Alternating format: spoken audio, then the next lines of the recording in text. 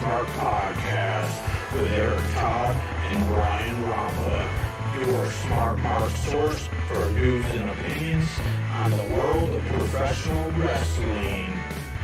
Hey, what is going on, internet world? Today is the 17th of December. If you're getting this on YouTube, if you're going to tune in to the audio version, you're getting the podcast, it's the 18th. We are coming in close to Christmas. We're going to talk AEW. We're going to talk some wrestling. Let's see what's happening with our boy Eric. What is going on over in y'all world? Well, you know, Brian, the best way to spend a Thursday night is talking about wrestling with you. But do you know what the second best way to spend Thursday night is? No, I don't. It's helping your 17-year-old son do AP English when you've been out of high school for 20 years. That's not the most frustrating thing in the world ever. You want to feel like a real smart guy, what you got to do is come over and help my 6-year-old with math from first grade. Because oh, God. Now we sound like a couple old men. They do the new math, and you got to break everything down, and it's different. That's all I can say, and it confuses me. Our kids are, just for anyone listening at home there, our kids are 11 years apart, his oldest and my only son, and they've changed math not only since you and I were in school, and then my son was in school and they changed it, and then they changed it again for your daughter's generation. This stuff's bananas. Can't keep up with it. 38 years old and I have trouble doing basic math. Yes, it's rough trying to teach you how to add apples, and I'm going, why would you do it like that? Just add them, damn it. Just add them. Why would you make up numbers that aren't there? But anyways, we're going to let the math go. We're going to talk wrestling. Make sure you guys head on over to the KayFabe Smark on Instagram, the KayFabe Smark on TikTok, the KayFabe Smark on Facebook. Join that KayFabe Smark podcast group as well. Check out all of that stuff. Make sure you guys head on over to some of our homies that we've met over the last couple weeks, the Dirty Heels. Check out their podcast and their YouTube. Subscribe to them. Make sure you get over to AEW News 1 with Michael over there. Subscribe. He just did some interviews with some guys from New Japan. Make sure you guys check out Clark Street Wrestling. Just get in and check out these guys, man. A lot of cool wrestling podcasts. And then also these Instagram channels and YouTube channels as well. So get on over there and hang out with those guys and see what their podcast is all about. Been plugging them. We're going to work some stuff out after the holidays. Get the Dirty Heels on here. I was talking to the guys from Clark Street Wrestling. See if we can get them on here. Michael's always welcome back at any time. He doesn't do the WWE thing, so big AEW shows is his home and his place when we get into that. So that's that. Make sure you guys get over there, all those socials, and then head on over to audibletrials.com/thekayfabesmark. Had a brain fart. audibletrials.com/thekayfabesmark. And get yourself a free audiobook, free 30-day trial, all that fun stuff. And then that's that. I think that's all the business out the way. Yeah. Not much going on in the wrestling world this week. I mean, we had AEW, we had NXT, but the thing that interested me this week, it happened a few days ago, so a lot of you guys probably already heard about it, but little heat going on behind the scenes over at AEW. Have you heard about this, Brian, between Jim Ross and Brandon Cutler? I have not. I missed this one. This one did not pass my eyeballs. All right, so Jim Ross, as you guys know, has his own podcast, Grillin' JR, and there's a little quote on there, a little going against the grain, a little talking smack about his own company. Yes, I think I did see this, but continue on because I don't want to put my foot in my mouth. So the quote I have right here from Jim Ross is, and I quote, "I want somebody to prove to me that the changing of the wrestling business is what it is today and is making a difference. I say no. I told a kid the other day at AEW that everybody does the same fucking spot.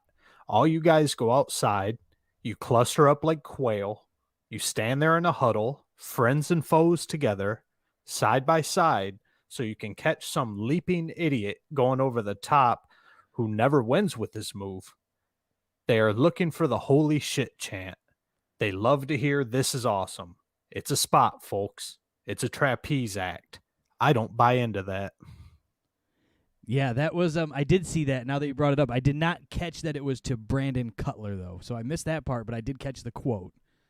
No, it wasn't directly to Brandon Cutler. Brandon Cutler is a little smartass who decided he was gonna clap back on old Jim Ross on Twitter.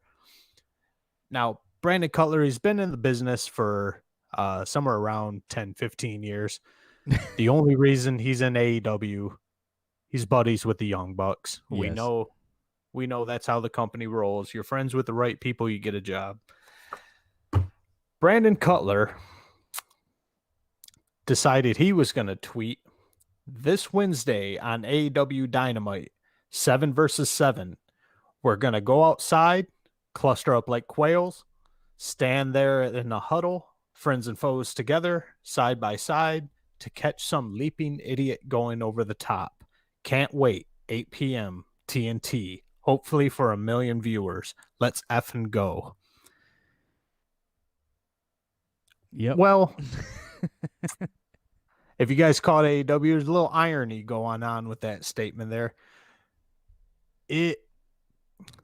The official reason why this happened is because old Wardlow couldn't make it to the show, but it is an awfully coinkadinkle coincidence, Brian, that 7 versus 7 got changed to a 6 versus 6, and old Brandon Cutler was cut right out of the mix. Skedaddle, punk. No matter, even if you're friends with the Bucks, you still get your TV time cut. You shit on JR. It's not. So the way that I take that is it's not from JR. The way that I take that from JR is that it's not. Don't take it as so negative. It's constructive criticism. It's constructive criticism. So, I take those similar things and put it in a perspective that I can handle. So let's talk this podcast. Somebody pops on and says, "Hey, look, two goofs in their house talking about wrestling.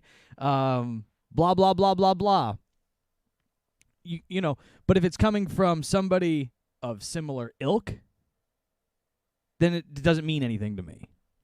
Right. But say Joe Rogan watched our podcast. I'm just picking, I don't know, or Conrad Thompson takes a wrestling podcast and he criticizes it. Well, for one, that means he's watching. Right. So let's pick the good out of it, right? So then, okay, so Conrad watched. He didn't like this, that, and the other thing. You can just take that information and manipulate it and tweak it to what you need it to be to change your product. If they care that much to make a comment along those lines, then I think they care enough to want you to change it and step the game up. So JR is not saying, "Hey, look, you guys are all idiots. I hope you don't get TV time and we should fire you all." I took it as change the game up. It's his bread and butter, too. I take it as he says, change the game up. Let's do something a little different. Let's use that sparingly. It's not an every week, every moment type spot. Well, Jim Ross has been in the business a long time. He's been in the business since the 70s, working under Bill Watts. He's not going to sugarcoat things for you either. He's not going to talk to Brandon Cutler or anybody on the AEW roster like they're a T-ball player who keeps striking out. He's going to talk to him like a man because that's how the wrestling business was. You do what you're supposed to do. You get the fuck out. Yeah. Get your ass kicked and leave, kid. You don't like it? Hit the bricks. Go create your own company. But I don't see anything wrong with what JR said. Maybe Howie said it. Maybe he got hurt. Maybe Brandon got his little feelings hurt, his itty-bitty little feelings. But sorry for you, kid. I don't tell you. I'm not Jim Ross, and I hate the spot, so... Right. We talk about it every week. We call it our phrase on it is the catch me spots. Yes. Oh, we got another catch me spot coming, Brian Rampa. Like I said, there's good ways to use them and bad ways to use them. And when you see them coming, I hate them. I like a surprise catch me spot I can roll with, but what are you going to do? So that's that. I think that they need to. I think they need to listen. What do you? I know you think they need to listen because you hate it too. When I saw that trapeze comment in there, I went, "Oh, boy, Eric's gonna." It's a gymnastic spot. That's your bread and butter right there. I'm not saying they need to go full AWA style, full Mid-South style to where we're back in Smoky Mountain and whatnot. But these crazy ass spots, you can use them. Just use them sparingly so that people go, ooh, and ah. When there's 17 catch me spots in a show, it's the same thing as a headlock. Exactly. It's nothing. Yeah, just use them when they're needed. Do them right. Make it exciting when it needs to be exciting. Like I said, everybody does it.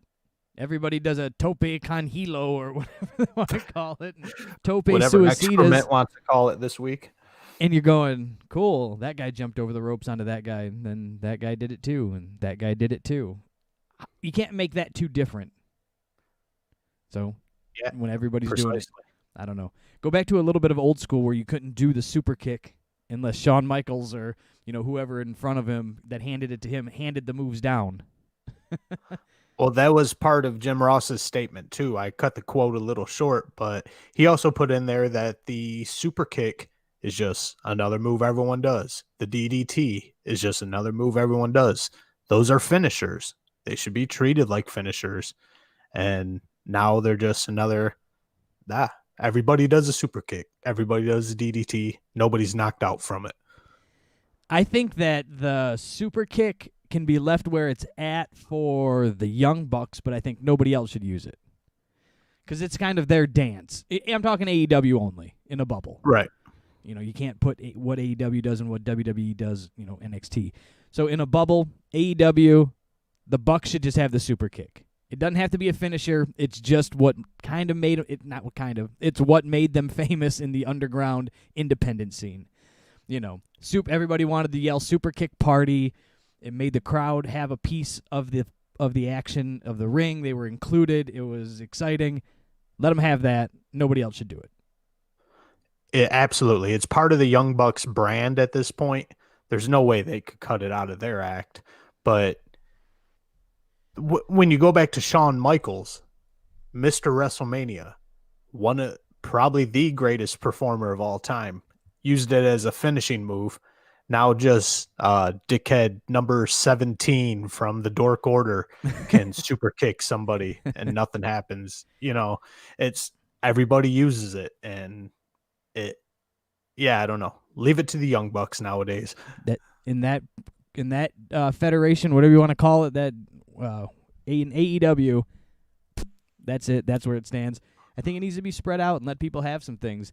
Let Kenny have the big Terminator dive or whatever he calls it, but it's just a suicida or a suicide dive over the ropes. But right. Kenny can hit it.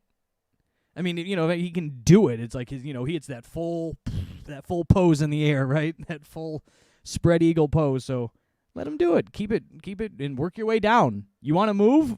Work your way up the card. Yeah, you want a big time move.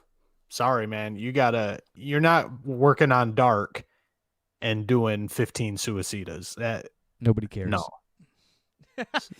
Maybe you'll get an arm bar one day. Maybe you'll get an arm bar.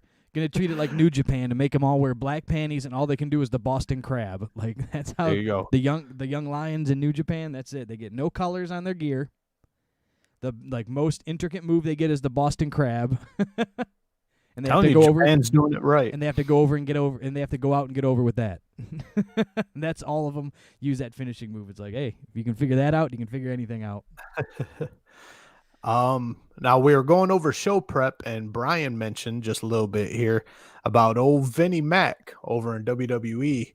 He's a little hot under the collar, isn't he, right now, Brian? Yeah, the Raw ratings are about at an all-time low of recent years. Obviously not beginning of Raw probably, but in recent years, all-time low. We're pushing just over that million viewer mark. Not too much over that. That's getting low.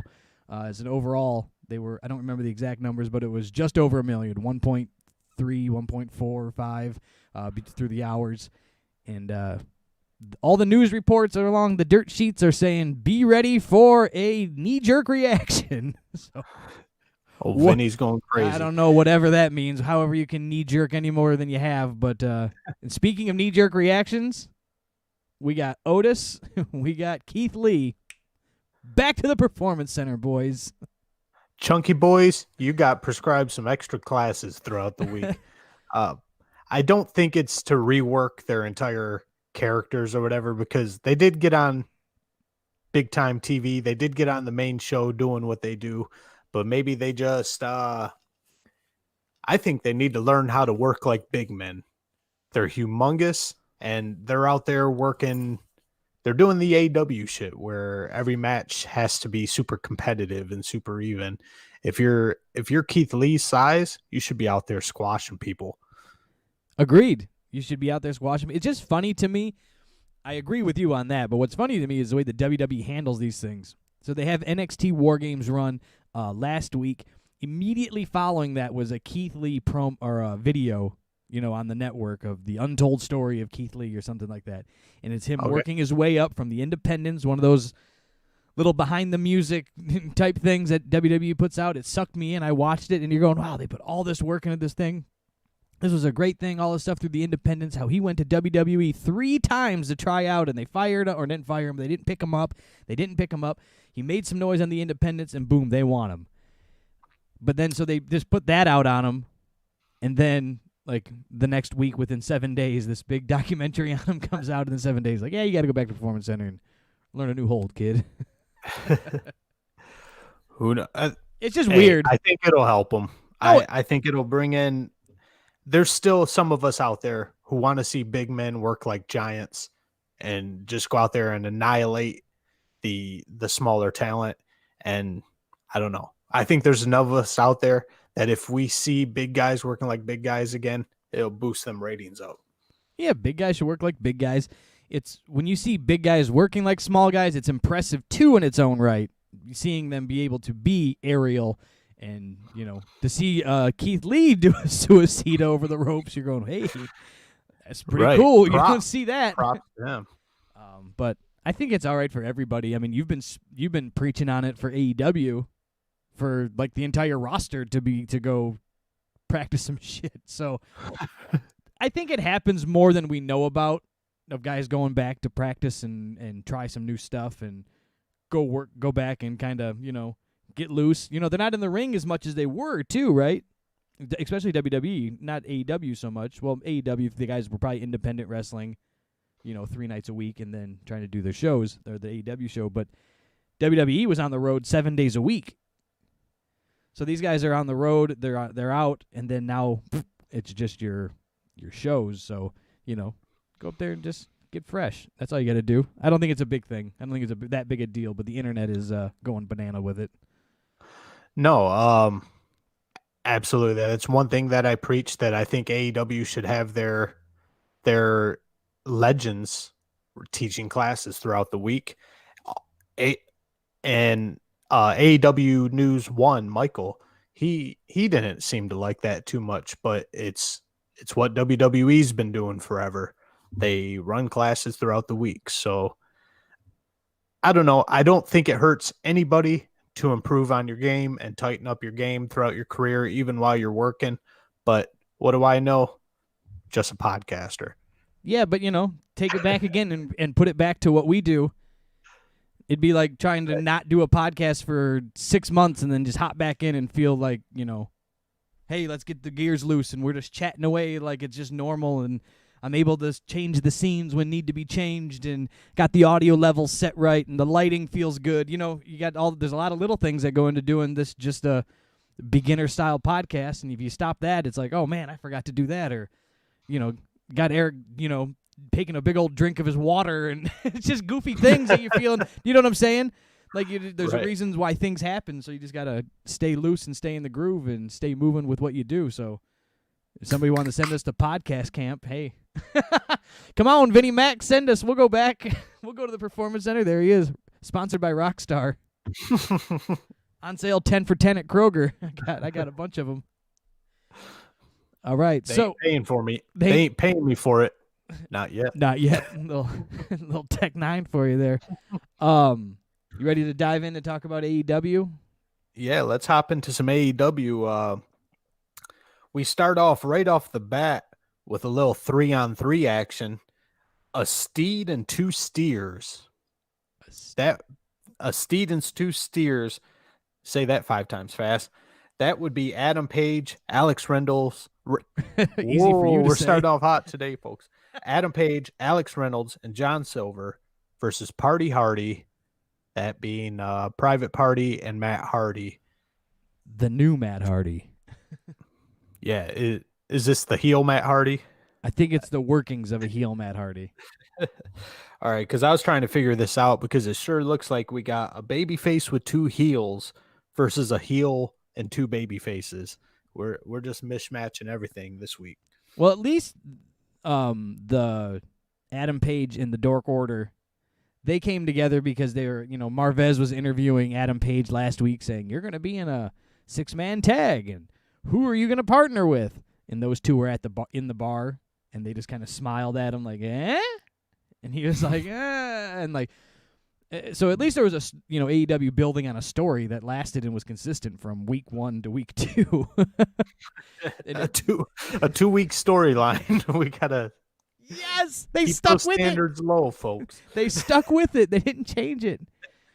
So there was something there for that, and then this Matt Hardy, he's been hanging out with the Private Party for a minute. He's kind of taking him under his wing, but ever since he got injured and had to go through the change after his Sammy Guevara brawls, he's turning. There's something different about Matt Hardy, but we'll talk about that as the match rolls on here, Eric. So why don't you lead the dance on this match here? I wasn't a huge fan of this match. Surprise. No. It, to me, looked like, so we got the most talented guy in the ring. Well, it's a tie. You got the two most talented guys in the ring would be Matt Hardy and Adam Page. You right off the get-go, you got Adam Page just completely throwing his own style out the window and submitting to the Private Party style of match, where every move is just convoluted and overcomplicated, and it seems like a simple headlock is almost like a 10-step process in this match. Every step of the way, it just seemed overcomplicated.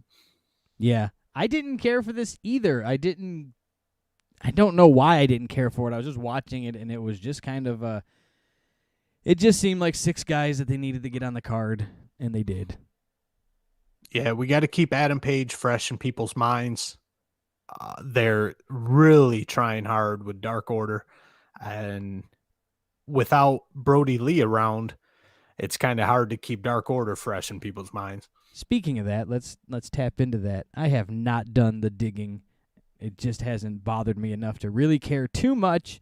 But what's any rumors, things you know about where Brody Lee's at and why this absence? He got beat by Cody Rhodes, and then he just left. To be frank with you, Brian, I don't care that much about Brody Lee to even look it up. I was just like, oh, he's gone. Maybe the Dark Order will fade away. But no, they just keep trying. They're pushing them every week. Yeah, they're just keeping it alive. 15 members in there, so I guess the chances of there being a dork on Wednesday night is pretty high. Chances of there being a dork. We got Matt Hardy bleeding again. This poor guy. He just needs to lock himself in a padded room so he doesn't get hurt. Yeah. Seems like every match something's happening to him. This match was just long and weird. It was just there for me. I was bored. Yeah, I guess bored would be the right adjective for this match. Because it's, again, just like we've talked about 100 times, you don't know why you're watching it. Why are you watching it? Why is this match on? The only thing that seemed to matter at all, the only heat that got brought up was Private Party finished off the match with, what's their finishing move called? Silly string? They finished it with the silly string, but Matt Hardy hopped in and stole the pin. So he took the credit for the win, and it seems like he's forcing Private Party, who look like kidnapping victims, forcing them to celebrate his victory. Yeah, you can see when they set that up. So the only thing that I picked up that I was going to get from this match while it was on is that this is setting up. It didn't set up anything between the teams. Dark Order. So even if you take tag team and tag team, so it didn't take anything from a Dark Order and the Private Party against, and then you didn't have anything with Matt Hardy and Hangman Page. Those two, none of those lined up. It wasn't about that. What it was really about was them being the teams having their drama. It was about the Dark Order trying to recruit Adam Page. It was about the drama between Matt Hardy and Silly String and Private Party. So I think I'd like them better if they were called Silly String. So that was what the story was telling in this match. That was the only thing I picked up. So waiting for that to be figured out, but that was all it was. So you just waited for the end, and you go, something's going to happen with one of the two teams. Either Adam Page is going to, buckshot the entire Dark Order on his team. He's going to get mad at him and to start buckshotting them. They're all going to run down. He's going to take them all out, and it's going to be a wrap. Or something on the other side. And you could just feel that dirty Matt Hardy style coming out, so that's the way it went. And they stuck with that. That was the only two things that could happen. Is Tony Khan playing chess while we're playing checkers here? He's setting up no drama between the two teams going against each other, but setting up side drama and then intermingling it through a match. Is that what we're seeing here? That was the only thing I picked up that they could have possibly been going for. Other than that, I didn't know what this was about. If that wasn't it, they got lucky. Yeah, I think they kind of just rolled the dice and pulled that out of it. Yeah, well, there you go. Moving on, if you're cool. I'm fine. Cool? Believe me, we could have just said that match happened and we moved on. Our favorite interviewer in wrestling history, Alex Marvez, is backstage with the Inner Circle. Why can't they hire Sean Mooney? Todd Pettengill. Anybody. What's the coach doing these days? Yeah. WWE's probably got him under contract and not signed with anybody. But we've got Alex Marvez with the Inner Circle, and I thought this was a gimmick. I thought this was a joke. This is real, Brian.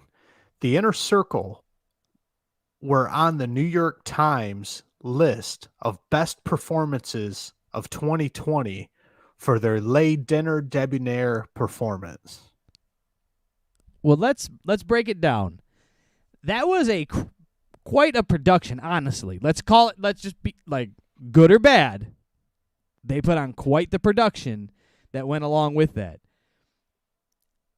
The internet ate it up. So I can give them majority of the people seemed to love it, and it was quite the production that they had to put on. Well, there you go. But I think I thought it sucked. I hated it because it doesn't belong in wrestling. So I hated it because it didn't belong in that moment of wrestling. Where I think it would belong, I would still hate it, but where it could fit into a story is now.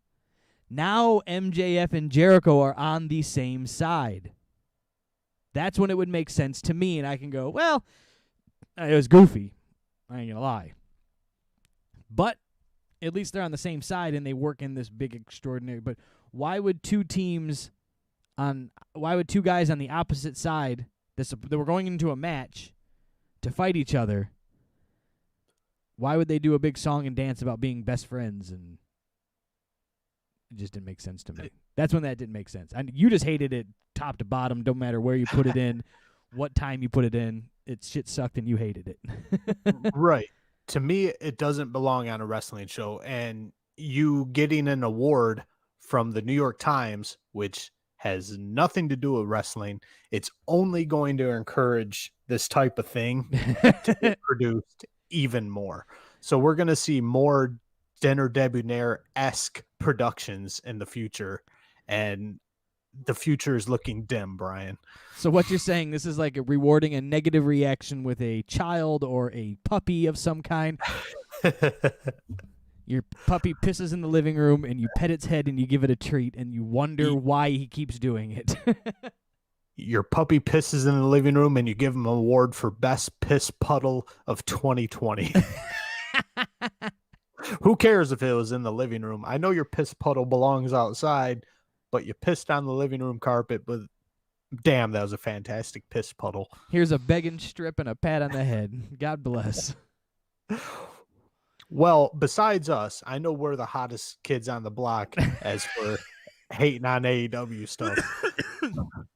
But one of the biggest haters of late dinner debonair was, of course, Jim Cornette. Well, I mean, anybody could have saw that one coming.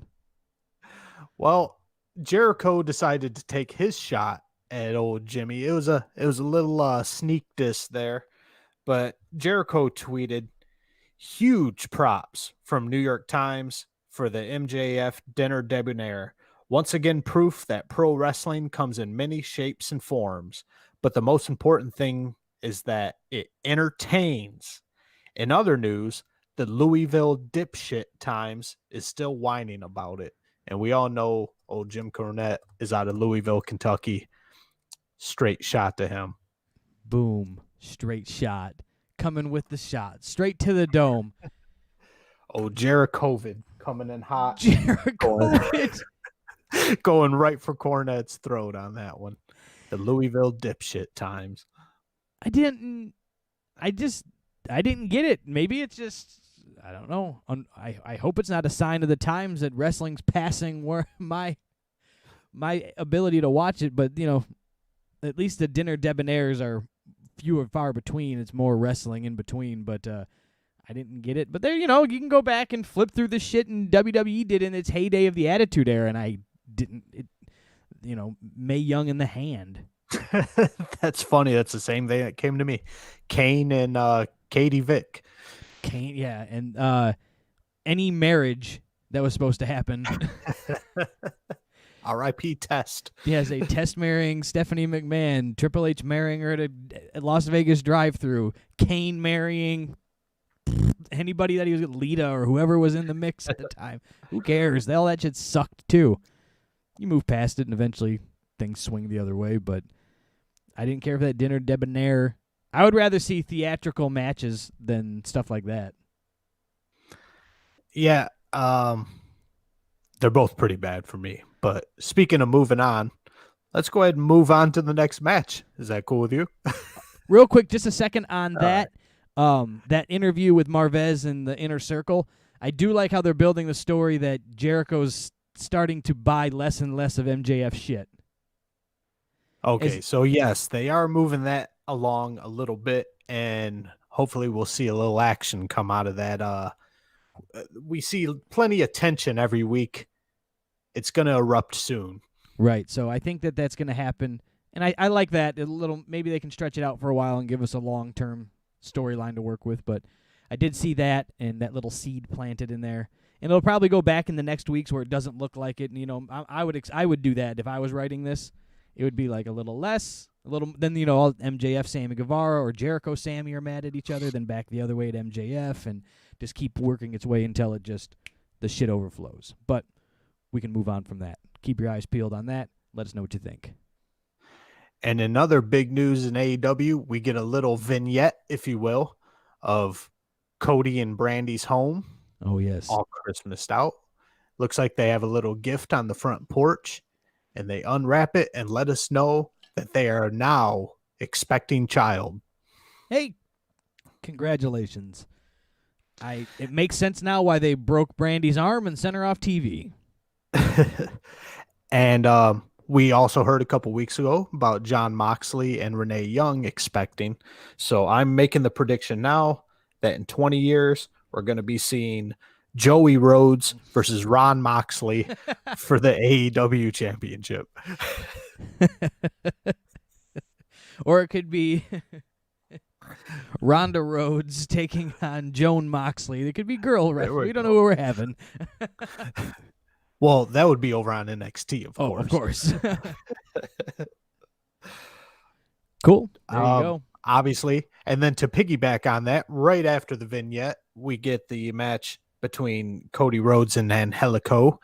Cody Rhodes is also announced as the future father because we, got to drive it home. Might as well. And I guess we won't be seeing that highly anticipated Jade Cargill versus Brandy Rhodes match that that seemed to be what Shaquille O'Neal was hyping up. Yeah. And then I'm glad that they kind of killed that Shaquille O'Neal gonna wrestle thing. That seemed to die last week in that interview piece, but I was happy about that.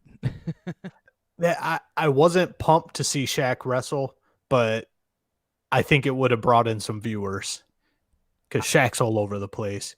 Charles Barkley would have been giving him shit on NBA on TNT. Yeah. The NBA season's just getting started again. So, it would have been all over the place if Shaq were to wrestle, but it looked more of a beef between Jane Cargill and Brandy other than anyone else. Yeah. Well, hopefully that thing can die and go away, that gimmick, because that was going to be a car wreck. So maybe we can move on past that. Yes. And so we do have this match here. We got Cody Rhodes versus Angelico, and something struck me when Angelico was coming to the ring. What's that? So that he looks like a Hot Topic rave dancer from 2003. Well, funny you say that. So I've watched a lot of old wrestling. You and I grew up in the 80s watching 80s wrestling. You remember women going absolutely batshit over wrestlers. Rick Rude would be a great example. Sure. I can't see one woman on earth moistening her couch cushion for Angelico. He looks like, first of all, he looks like Chuck E. T's skinny little brother. You were convinced they were related. I was for a moment. He's got an emo haircut, and he dances like he took Molly on the way to the ring. What woman is just, squirming in her seat over this fucking goof? Well, if they're going for that teenage thing, you might be able to hit that, you're thinking guys in their late 30s here. So you're relating to a woman in her late 30s pushing 40s going, I don't fucking give a fuck about this goof. Probably not. But, if you're looking at maybe somebody who's 17, that might be right up their alley there. Black and green striped socks and, rave dancing at Hot Topic. That might be the gimmick. Hey, maybe, but I think Angelico is probably like 35 anyway, so he needs to stay away from that. Get himself in trouble. He's been wrestling for like 15 years or something. Yeah, I didn't. Yeah, they kind of did a little. Finally, got to learn a little bit about him actually. That he was from South Africa. Then he went to Spain. Then that's where he met Ultimo Dragon. Ultimo Dragon sent him over to Mexico. He learned a bunch of stuff over there. So I mean, been around the world. I mean, he's been doing it for a minute, but yeah, I don't know. On those 80s shows, the women were just going ape shit over these guys. And I don't know if you've peeped out the AEW audience, but not too many lookers out there. I don't think it's a rough crowd. It's a rough crowd of those ring rats. Yeah, the ring rats are looking rough down in Jacksonville. But he's also a guy that in the 80s, even then, he wouldn't have been swooning over by any means. He doesn't have that physique. It would have been a Cody Rhodes that would have been out there flaunting his physique, and doing the Rick Rude posing, or the whoever else. I mean, Hogan, or Hogan's got to pose, but all that other shit. So I just don't think Angelico is that guy anyway. No, Angelico wouldn't have existed in the 80s. That was exactly my point. We're used to seeing impressive, phenomenal human specimens out there, flexing their strength, smashing people overhead, Hulk smash. And now we just got skinny noodle boys out there just doing rave dancing on the way to the ring. But I guess that's enough shitting on Angelico. Match wasn't bad. No. They started off with some great mat wrestling, little chain wrestling, and I thought they did pretty good. Cody can get a good match out of anybody, it looks like. He can. I just hate seeing him get super frustrated over AEW dark guys or, unknown independent jobbers where he's like, he goes to the limit with them. It's just now I'm not saying a guy can't get over and, you can't have these young kids get over and get some moves in, but it doesn't have to go. It goes like the matches always kind of are so similar, right? They start out, they're good, they're battling. There's a little bit of the offense, a little defense. Cody gets frustrated. Commercial break. We come back. A little more. Tides turn. Cody smash. Match over. And I get it, but I get that it's a wrestling match, and I get that they've put on, they've planned it all. And then, they're selling you a product. They can't just go out there and have Cody smash in 2 seconds, because then we'd be on here going, what was the point in that? But Right. But there's a way to work a match to make an undercard guy look good, but not make it a 50-50 match. no. But what I can give that these matches happen is that Cody usually sells it that he's fighting their style in the beginning, is what I've seen before, where he's kind of fights their style. He's trying, he's going, and all right, things are going a little south. They're not quite going Cody's way. And then he just goes, all right, let's fight my match, and then he wins. Right. And that's exactly how this match goes. Cody wins with the Cody Cutter, and then we get our appearance from Team Taz. Yes. Now, I have a question with this, because this is an AEW not sticking to the storyline, or at least filling me in on the storyline. So 2 weeks ago, a week ago, Cody shit on Taz, right? 2 weeks ago. Right. He says, oh, well, then why's your son Hook training with me? And then Taz got all, oh, you disrespect me, and put him in the Taz mission, the Tajahaja Mame, or whatever they called it in ECW, the original name. And then this week they come out and Hook was with Taz. Oh, and last week, Hook left with Taz. No explanation. You didn't miss anything. Oh, Brian. it just happened, and then we're just going with it. He Taz missioned Cody, and the very next week, Hook was just at ringside with his dad. It was just like, all right. So maybe, who knows? Do they got a new show? They got Tuesday Night Dark. Maybe they got Monday Night Mayhem that we don't know about. We didn't know about it yet. It's on Access TV. It's on Access TV. Yeah. So, anyways, that was goofy to me. I didn't care for that because it didn't. All right, cool. Hook's there, and then nothing happened. Then they're gonna go in, and Taz cuts a really good promo on Cody. He's nice promo. He's getting his wheels back under him. I was happy to see Taz get involved and be on TV. So if they had him commentating for a little bit, I know he still does the commentating over on Dark for the most part, from what I pay attention to. But when he came back and he was in that full spotlight on AEW, there was some moments where it's like, he's a little. Does he not have it, or is he rusty? What's happening? Because it was just off. He was kind of lost in his own words. But last night, Taz was there. He's spot on. I never discount Taz when he has an off night, because I know the next week his promos are going to be right on point, and he was right where he needed to be this week. So then they're going to go down and they're going to beat up Cody Rhodes. Then the lights go dark. The lights go dark, and what do we have? We have 61-year-old Sting coming up. And Tony Schiavone did his best to put on It's Sting. You got and, if he's going to do anything, he might as well go down in history for his It's Sting. Everybody can, even if you weren't a WCW guy, you know it. You've heard it. You've heard it. Old Stinger comes out and scares Team Taz away. And then, poof, Sting's gone. And I swear, behind Sting, there must have been a video package playing of Tessa Blanchard beating Brian Cage clean, because Brian Cage and company just skedaddled. That was a sneaky one. Yeah, I liked Sting. I liked Sting. I was a WCW guy. Beach Sting. The Crow Sting. I didn't do too much with TNA Sting. I paid what I was able to pay attention to. He did that whole Joker gimmick, but we're back. I always liked Sting. Thought he was a good working guy in the ring. I don't know. You hear horror stories about him backstage or things that he did to other wrestlers, but nonetheless, I like Sting. But I didn't care for this because it didn't make any sense. Sting It rarely does. rarely does.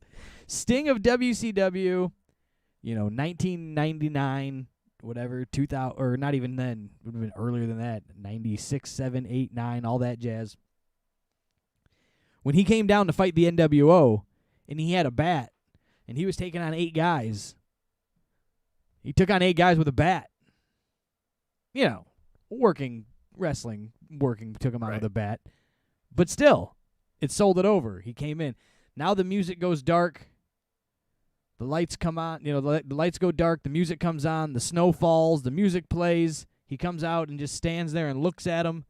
And then 4 guys in their mid-20s that are in their pristine physical condition say, whoa, whoa, whoa, whoa, whoa. We got to go. This senior citizen's going to swing his bat at us. At least he could have beat some of them up. Right. Say send Hook over there, a hot-headed young Hook, to go over there. He catches a mollywop with a bat, and then everybody grabs him. Whoa, hey, we're not even here for you, Sting. They pull that gimmick. You get Taz back on the microphone. But no, they just were like, boop, walk away.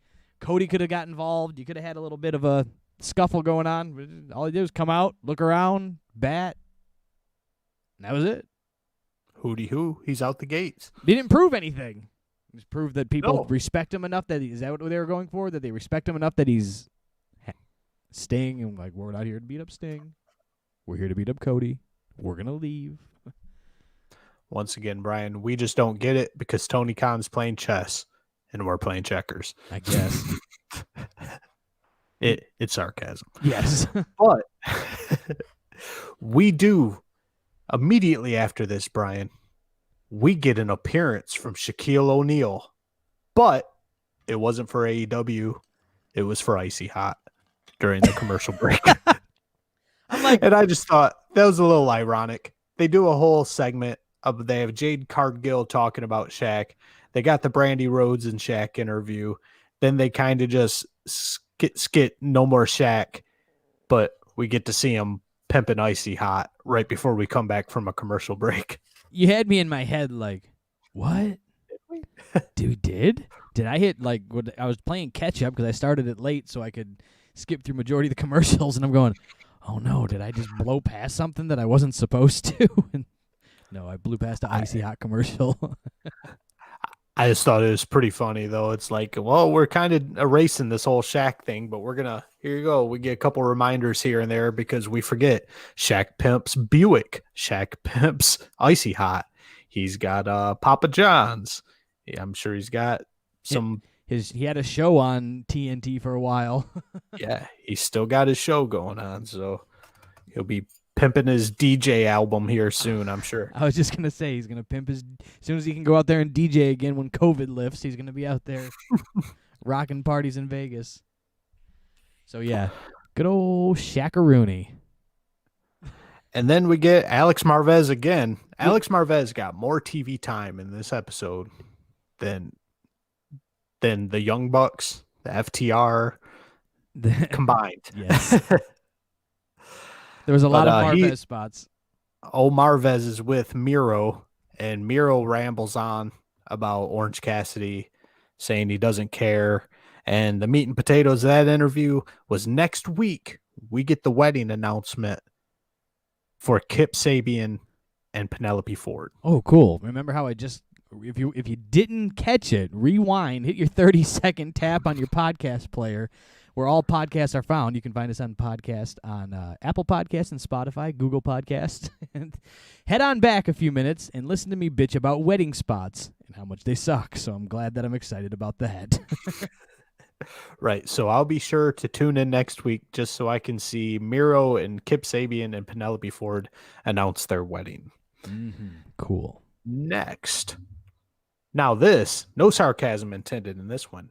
We actually get the AEW promo god, Eddie Kingston, comes out, and he cuts a hell of a promo on the audience.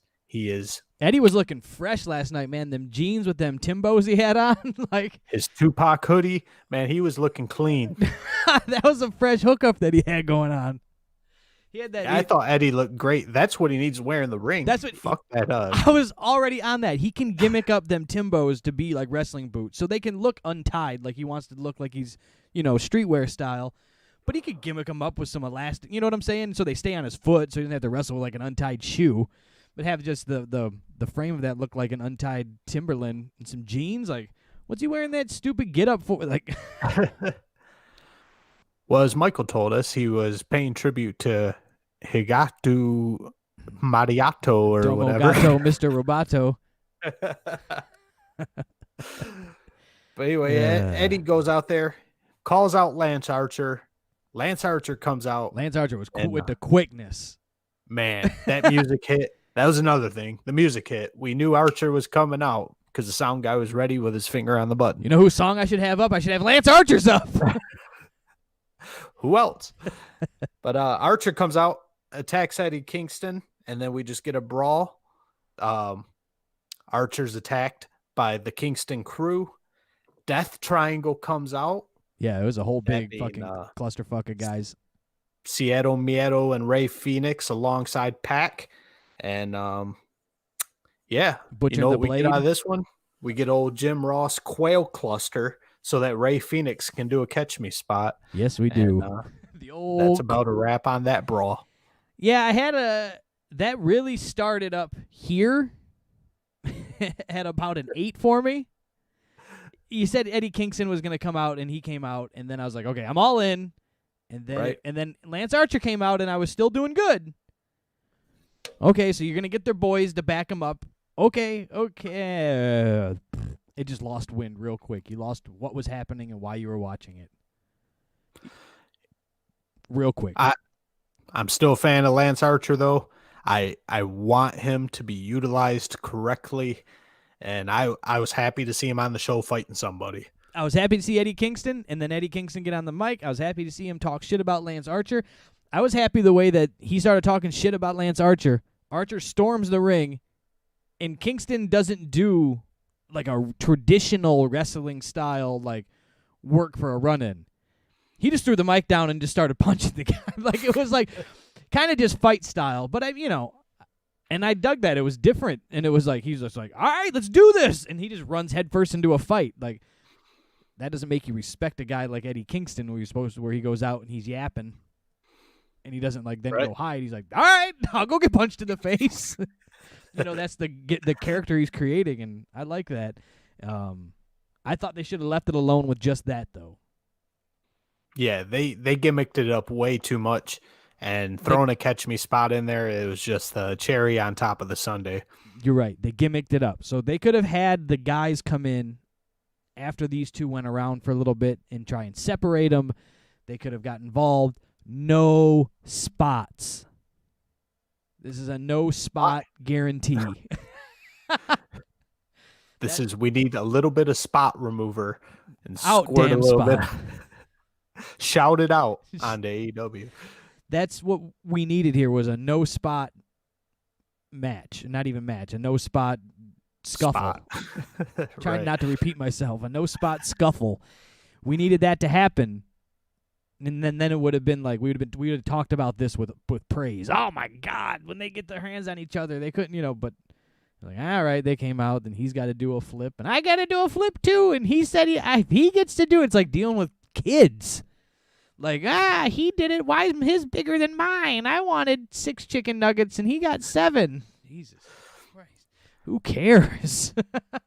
At this point, my son walks into the room and goes, Rey Mysterio's on AEW? And I go, oh no, that's Ray Phoenix. Because he just saw the masked Mexican guy with tattoos, and the commentators called him Ray. He's like, what's Rey Mysterio doing over here? I go, no, it's Ray Phoenix. He goes, well, they look the same. I go, well, you're not wrong, but it's not Rey Mysterio. You're not wrong. I go, this guy does way more flips. Yeah, that's saying something. And after this, we get a little break from Alex Marvez, and we get a little Dasha in our lives. Dasha's backstage with Dustin Rhodes, where we learn It's a sad day, Brian. Dustin will not be reprising the 7 gimmick to join the Dark Order. And in fact, he challenges Pizzeria Uno to a match next week on Dynamite. I didn't mind this at all. No, it wasn't terrible. Dustin can cut a promo. It was, but the thing that they kept it good was it was pretty short. Yeah. They went to the spot. They go back and they say, Dustin, what's your answer to joining the Dark Order? You got your who, you got your where, your what, your when, your why, right? He hit them all 5. You, me, next week, we're fighting, and I ain't joining. That's why. That's why we're fighting. You go, all right, that's what we're getting next week. I did like the stab that they took at 7. 7 was a terrible gimmick 20 years ago, and it's a terrible gimmick today. And it was, do you remember the 7 gimmick from WCW? Oh, yeah, I've watched that video probably as much as I've watched the Shockmaster. Yeah. As a fan, as a, quote, smark, still not positive if I was being worked or I witnessed a live mental breakdown on TV. Not sure still which one I saw when this gimmick sucks and blah, blah, blah, blah, and he ripped it off and I left this to get away from it and now you got me doing this. I'm not sure which way it went, that whole breakdown of him pissing on that in WCW, but we'll just leave that to the imaginations. Well, Dustin is known to have a mental breakdown here and there. Our friend Joey, good friend of the show, happened to be backstage at a few WWE shows back in the day and mentions at one point walking past Goldust in the hallway. Goldust's just sitting there, full paint on, just looks up and says, "My pussy stinks." That was Dustin Rhodes back in the day. So I wouldn't put it past him that was 100% real on the spot. Why did you guys give me this 7 gimmick? It's the most retarded thing I've ever experienced. I'm out. Yeah. I like that promo, though, and the match will be probably pretty good. I mean, a good Dynamite match. Yeah. It's not a WrestleMania caliber or, put it on a big pay-per-view. It's cool. 2 guys are going to fight, and, let's go. We've got a reason why I'm watching it. You and I have both been caught saying that Pizzeria Uno has tightened up his game a little bit and he can put on a decent match now. And then you got Dustin Rhodes in there as the ring general. It's going to be a decent match. Yeah. Can't hate on it and can't hate on it before it happens. No. Something stupid's probably going to happen during the match and I'll shit on it after. But as of right now, I've got a positive outlook. My glass is half full, Brian. We'll save that for next week. And then where do we go? What do we add on next here? Next, we've got not our 14-man tag match. No. We've got our 12-man tag match with Orange Cassidy on commentary. Well, kind of. His headphones weren't plugged in. I was going to say, one thing AEW does is beat a dead horse. And so they'll stick with this gimmick. They're going to stick with this storyline. But we have some storylines that have made sense, and you go, what happened to that? Where'd that change? And then, but no, they stick with this Orange Cassidy one 100%. No evolution to the character yet. Still the same. No, not at all. Now, I know you're going to give me shit because I made a quote several shows back. You can go listen to them in the archive where I said Orange Cassidy has the potential to be somebody like a Shawn Michaels at some point if he can evolve. Now, I stated that. You've misquoted me several times. We might have to go back and check that because I'm pretty sure the direct quote is Orange Cassidy is the Shawn Michaels of our generation, and I can't wait for him to take over the world. And to be lying son of a bitch. But there has to be an evolution with it. And there hasn't been a change. Even a little bit of change. And AEW's not that old yet, so it doesn't mean dramatic changes yet. But they're not doing anything with this character. But, I guess people are eating it up and buying his T-shirts, so.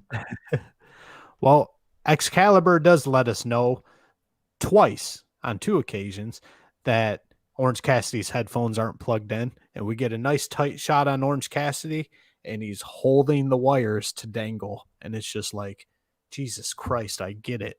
It's just right back to the same shit where we're over-explaining like we're 5 years old. We get it, Orange. You don't care. You don't care. Yep. That's about it. But our 12, obviously, no headphones. That means no commentary from a guy who doesn't care. So Orange Cassidy is a non-factor. But our 12-man tag match is the best friends, that being Chucky T and Trent Reznor, and Reznor. Top Flight and the Varsity Blondes, Brian Pillman Jr. and the other guy, can't remember his name, versus Chris Jericho, MJF, Proud and Powerful, Jake Hager, and Sammy G. And before the bell even rings, I'm like, let the shit show begin, because this looks like it's going to be mayhem. Would I take it you hated it because you pretty much hate a lot of these big, over-the-top, too many men tag team matches?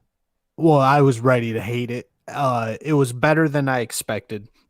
You start off with Brian Pillman Jr. and Chris Jericho. Brian Pillman Jr. looks fantastic. Looks like his dad. I mean, there ain't no questioning. Looks like his dad, works like his dad, and he looks absolutely fantastic out there. And you can just tell Chris Jericho is, we'll call it, conserving his energy. Not being lazy. He's just conserving his energy for a later time, because Jericho didn't do shit. And whatever it worked made Pillman look like $1 million. Yeah, maybe he's doing his his good friend's son a favor, letting him get some TV time in. I think this is one of the first times that I can recall the Varsity Blondes actually getting a real match in on the big show on Dynamite, not just Dark. They go. Was it Excalibur? Somebody had the knowledge piece that said Jericho was at the memorial show, the benefit show for Brian Pillman after he died. That was held for him to raise money for his family, and Brian Pillman Jr. was only 4. So that's just like puts a huge perspective in the match when you see him like. So he wrestled in the Jericho wrestled for his dad's benefit, and he was only 4, so a good 20+ years ago. It's just and then see him in the ring together. It's like a full circle moment. So it's pretty cool, I guess, on that little piece of information. Yeah, that was definitely cool.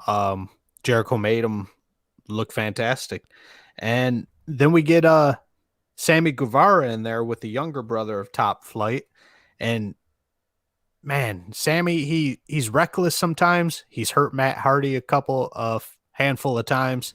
In his defense, people are going to throw him on the bus for hurting Matt Hardy. Matt knew what he was signing up for. Matt probably came up with a spot. It was sloppily done on everybody's angle. So I don't want to say, I don't want to throw him under the bus and say he hurt Matt Hardy. But he was I guess involved. I'm going back to what I'm saying? when old Sammy speared chucked that chair right into Hardy's forehead. Okay, well, touche. I can't defend that one. A little reckless on that. But Sammy gets in there, and Sammy is just great. He is a true heel, 100%. He's still green. He's still young. He's still learning. He's still improving. But even just watching him in this match, you believe him as a heel. It's what an asshole, and I want to see him get his ass kicked. I want to be his friend, but maybe I'm just a true heel at heart. Or you like friends? You like your friends to be assholes? I don't know. Maybe. I guess I benefit from that. But we get our spot of the evening right here, Brian. Everybody gets in, and we got a brawl going on until only 6 men are left, and that would be the babyface team Best Friends. And what do we get, Brian? Please tell me you remember this. I'm going to guess you're going with the catch me spot. No, even worse. We get a 6-man hug. Oh, yeah. You got to give the people what they want. Okay, excrement. I want to shit right on top of the 6-man hug. I hated it. I forgot about the 6-man I don't know. hug. I guess best friend Marks, who love seeing their tag teams, their grown men tag teams in their mid-30s get picked up in Sue's minivan. I guess they love watching a 6-man hug, and it makes them feel like they're part of something and that they're actually getting out of their mom's basement and getting some vitamin D once in a while. I don't know. But as for me, the 6-man hug can kiss my ass. No truer words have ever been spoken. And Proud and Powerful finally getting this match. And, you know, I like Proud and Powerful.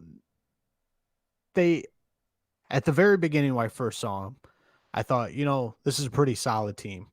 And then they just goofed it up. They turned the goof knob to 11, especially Ortiz. And now they've back. They kind of came full circle, inner circle, if you will. And they're a little more serious and Proud and Powerful. Looked great, Santana and Ortiz. I thought they were out there killing it as heels. They seem to be one of the few teams that are actually improving in this company. Yes. I like Proud and Powerful. Really, since they debuted, the goofiness factor was starting to wear on me. Not as much as it had on you, but it was starting to wear on me.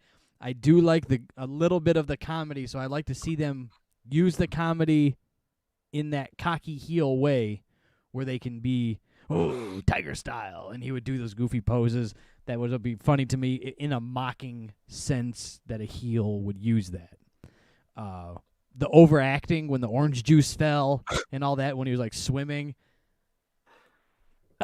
It was like a bad comedy. It made me laugh. I can't sit here and say I didn't laugh at it. It was like so overdone that you couldn't not see him. But, you know, maybe you just have a guy that's fighting for TV time. And he's like, if I go bananas, people are going to remember this and clip it and watch it and talk about it. So not sure what was going on. Some of it was way overdone, but where they're at now, again, I want to be their friends. I don't know about you, Brian, but I really felt robbed when the orange juice spot with Ortiz slipping and sliding and swimming, when that didn't get nominated by the New York Times for best performance of 2020. Yeah, I was personally robbed. Are we going to start, is the New York Times going to start giving away awards for matches? Are they going to start giving away all kinds of performances? Best entrance? Is Sting in the nomination? It's a performance. It's a performance. Performance art. Anyways, we'll move on and talk about this match a little more. Yeah. MJF gets in, and him and Sammy, MJF and Sammy are just outshining everybody in this match now. Now, you had Ortiz and Santana, and they're improving. But when you get to see what MJF can do in a match and how he kind of he raises the bar for Sammy Guevara, and it just makes the other 10 guys in the ring just kind of fade into the background, because MJF and Sammy Guevara are true heels. They epitomize what it is to be a heel in this company. And man, I felt like them too. I can't give them enough praise in this match. They outshined everybody.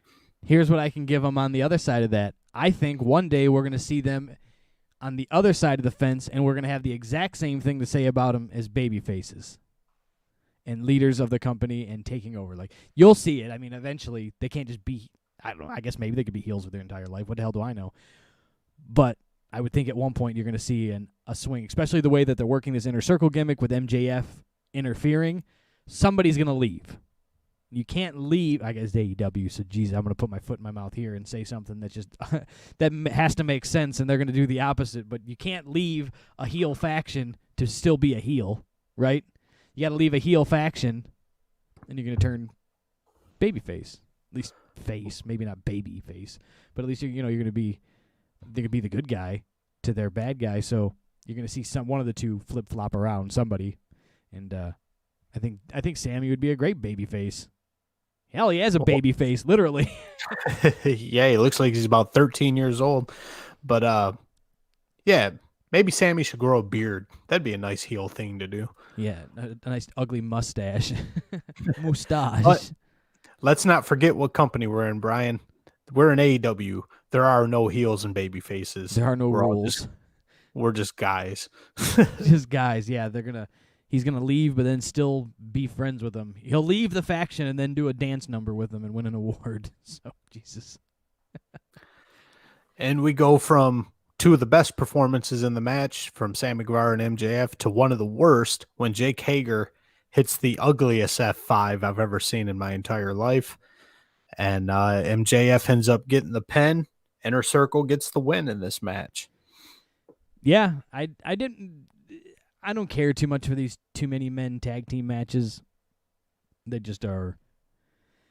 It's just a filler spot. So far we've had what? This was 6 guys. It was 12, and then we had 6 on 6. So it's 12 in this match, and then we had 6 in the first match. So it's like squeezing the entire roster in, but then they do all that, and then they still get guys that haven't been on the show in weeks. FTR.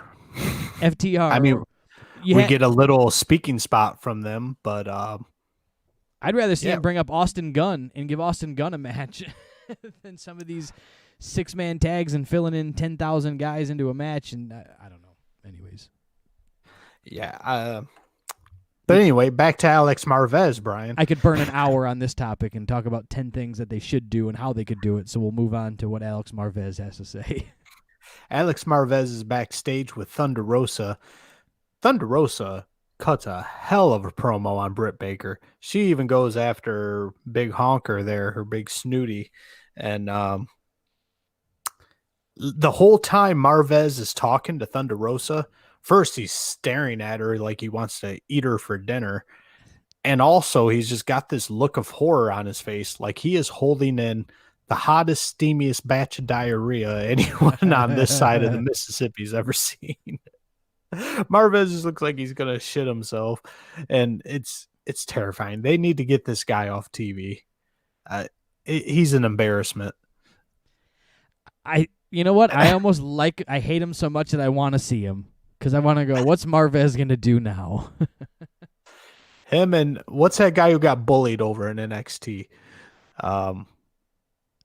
The ring announcer? No, well, he was just an announcer. God, he was terrible. He got bullied by, I don't know, the young cool guy with slicked back hair. The young cool. And he ended up quitting. God, it pains me that you don't remember that guy's name from NXT. He just had the worst commentary and he had the most random facts. And but anyway, Ronaldo? Marvez, yes. Ronaldo. I was thinking you were thinking. I was trying to think of an interview guy. Sorry, and then okay, now I'm with you now. Yes, I want a podcast with Ronaldo and Marvez, and that's it. Just them two talking wrestling. Goofy bastards. But this promo takes a really cool turn when you get the run-in and the interference, if you will, from Britt Baker herself. And yeah, Britt don't go out like no biatch. No, she ain't no simp. Britt is the most heelish heel on the women's roster in AEW, and probably top 5 just heels in the company in general. She just attacks Thunder Rosa from behind, immediately gets her down in the lockjaw, and has what's her buddy's name again? Why am I drawing a blank? Because they call her 2 different names and it's throwing you off. Anyway, she has her homegirl pour water all over her face, and Reba. Reba pours water all over Thunder Rosa's face, and Britt Baker just wipes all of her face paint off. And I just thought, man, what an asshole move. I love her. I want to marry Britt Baker. Get the fuck out of here, Adam Cole. Adam Cole, baby. Think he has her do that every time he comes home with groceries. He gets in the living room and he... Adam Cole, baby. But yeah, that was pretty dope, the way that she washed the makeup off.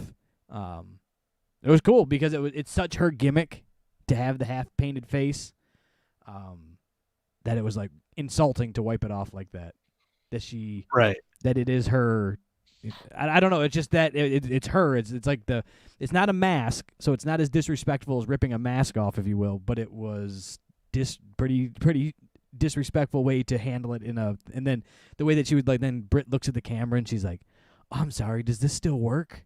You didn't break it with your ugly face, did you?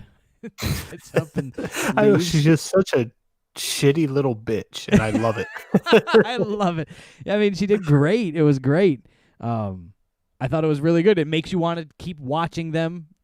This is when the AEW does it right, or even let's be honest, when wrestling does it right, because WWE's dropped this ball. Any brand you look at, Raw, SmackDown, NXT, where they don't keep you going on wanting to tune into something. But I want to watch these two fight.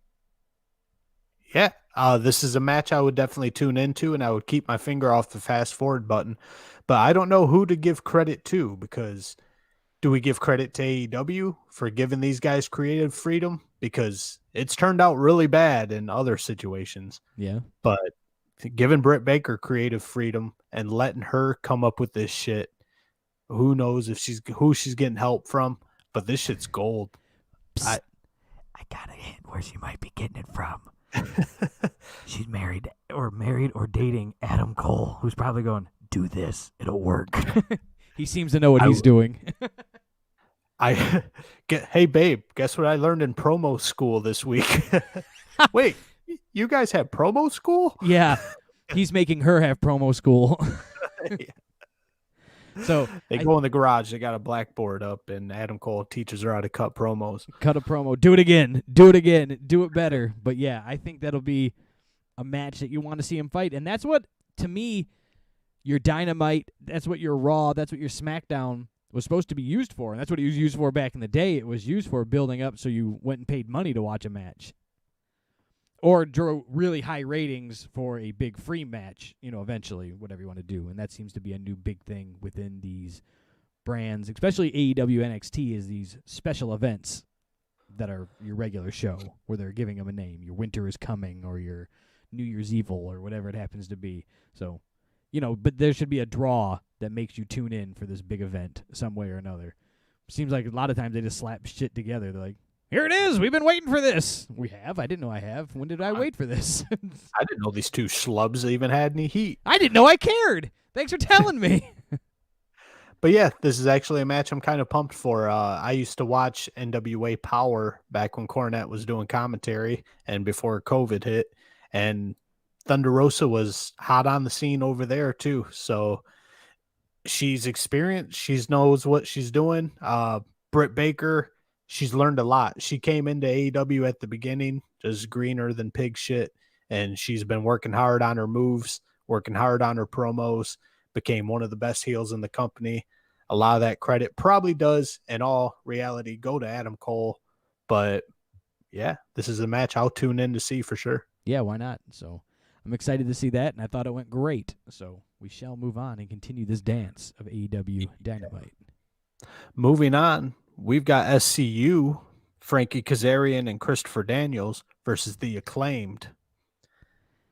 Now, SCU comes out, SCU, and they do their, best in the West, SCU, and they come on, all right, cool, crowd's involved. Now, I wasn't all in, zoned in. The Acclaim was coming out. I didn't really care at the moment. I was watching it. I was probably perusing the Instagram, seeing what was happening at the KayFabe Smark on Instagram, checking out our reels and such and commenting back to people. And I caught that they announced the Acclaim, and I thought the music sounded weird. And then I realized Homeboy's rapping. Oh, yeah. Homeboy was rapping horribly. I mean, it was 80s Cat in the Hat style. There was nothing fancy about his raps. It was, I didn't expect much. The good part of it's coming up here in a moment, but they go out there and they rap their way down about Kazarian having hair plugs, and coincidentally, that's the only line that I remembered from their rap, but it was pretty rough. It was pretty rough, but the best was when Kaz grabbed the microphone. Yeah, Frankie K gets a hold of that mic. Now, Kaz's raps were great because he knew they sucked. Oh, yeah, it's Kaz. It's a 43-year-old white guy. He wasn't selling it. He wasn't selling the gimmick as being a B-boy, but he was just like, da-da-da-da-da. He just doing this, and they were all pre-written. He had them on his hand or something. I don't know where they were at, but they were funny. And it was good, and it was so goofy that I thought it was hilarious. I thought it was funny. That I find funny because they backed it up with a match, and it was fine. It wasn't Dinner de Bonair.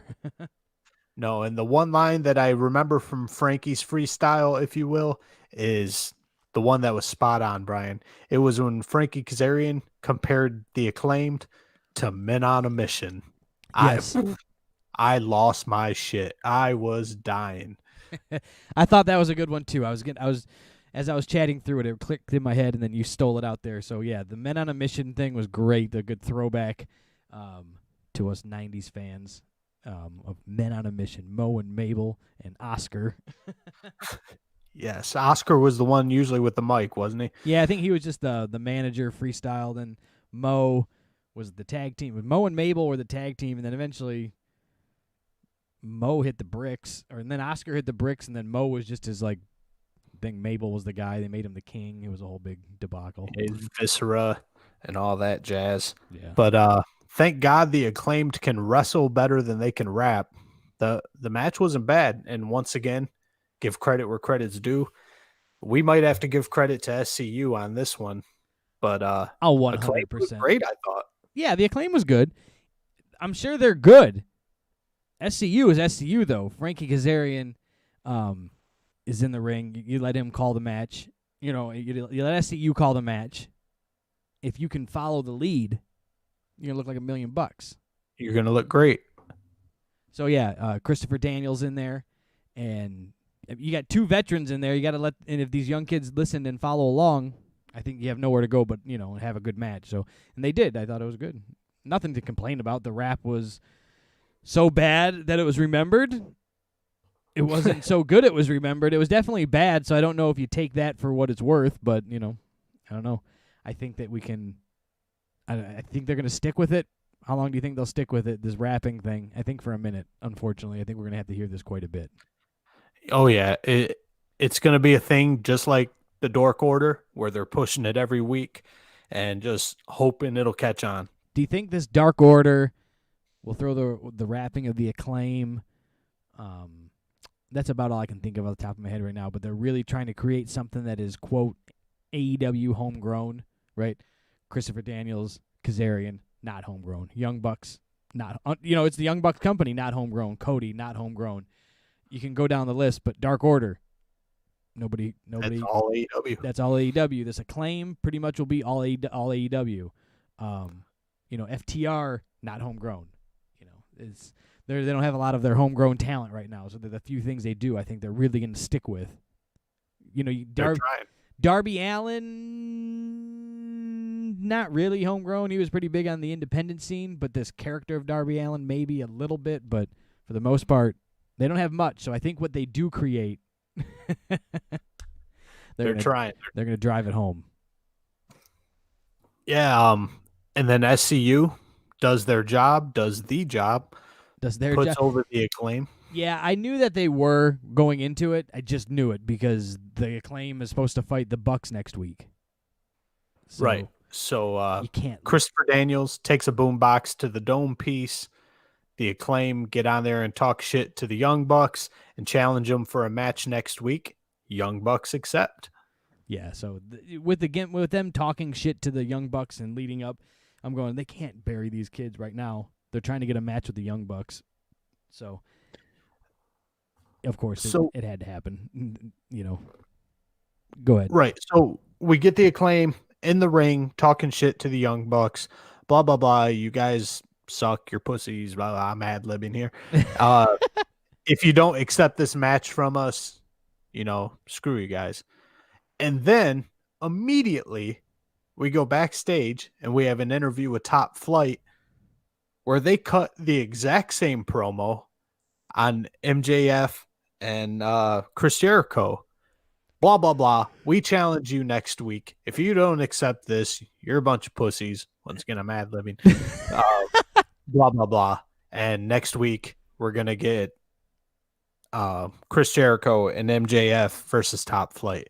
So it's just like immediate deja vu where we're cutting basically the same promo, different words, different styles. It was just kind of like, really? Like, let's keep recycling the same shit. Like, it's bad enough when they recycle shit from week to week, but from segment to the very next segment, it was just like, come on, guys, you got to spice it up a bit. Yeah. Can't disagree with you there. That was, I don't care the young or this Acclaim Top Flight. I'm all about young talent, and I think they need to come up. But I think again, AEW is taking them right to the top, too fast, too quick, and I think they're not ready for some of these matches yet. But maybe the older guys can hold their hand and walk them through it. We've talked about it before in previous episodes where some of the matches look like a Make-A-Wish. Like these kids were, some guys that were like, hey, here you go. You get to go in and have a match. You won a match at a raffle at a golf outing to have a match with the Young Bucks. And you're going, oh, you go in the ring and they're going, stand here, hit the ropes and come back at me. And I'll fall down. And they're just calling it and you're like so slow though and clunky. And you're going, these guys are the other team supposed to be professionals. That's one of the top things I just don't get about AEW is they take quote unquote rookie teams, even if they've been on the independent scene for a while, they're new to AEW, they're new to us. They take them the minute they get on TV and they shoot them right to the top. Top Flight immediately got a match with the Young Bucks. Acclaim immediately getting a match with the Young Bucks. Top Flight immediately getting a match against the Diamond Ring 2-time winner and former AEW champion immediately. These guys don't have to work through the ranks anymore. It's just immediate exposure, immediate matches with the top guys. And I don't get it. I just think it takes away from credibility 1,000,000%. You're getting the Acclaimed versus the Young Bucks while the FTR sit on the sidelines. Yeah, 100%. Even a team from Dark Order, for the love of Pete, that's been there the entire time. Right, give old Long John Silver and Alex Reynolds some more time, huh? Just these guys that have been there and putting in the time, they're supposed to have the greatest tag team division, and there you go. I think that they should take their time with these things, and I've said it again, I've said it before, say it again. Just take your time with them and use social media, though. So they should have came out and been like work this thing with the Young Bucks and Top Flight challenging them over social media. They have a following.